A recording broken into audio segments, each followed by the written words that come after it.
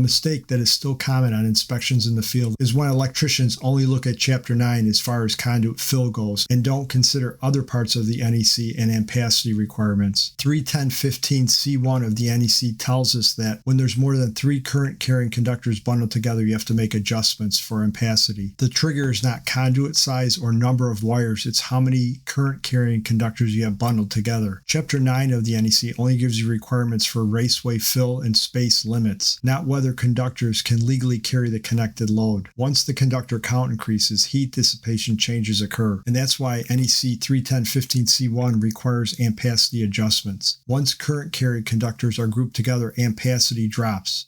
And that's the part a lot of installers miss. They're only looking at fill requirements in Chapter 9 and not ampacity requirements when you start bundling. On this example I have up here on the slide, 10 number 12 THHN conductors can physically fit inside of a 3/4 inch pipe without a problem. So the conduit fill passes per Chapter 9.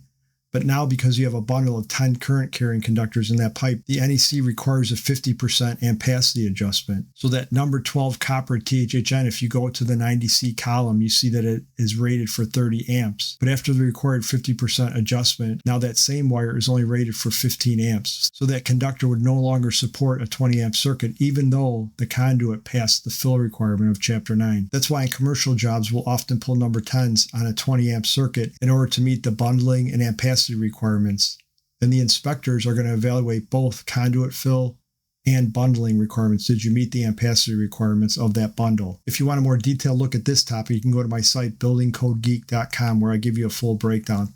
Also, if you want to pass your next AFCI and GFCI inspection, I've created field guides that you can either take with you to the job site or pull up on your phone before your next inspection to help you pass. I'll leave links for the posts and the guide in the description and in the pinned comments.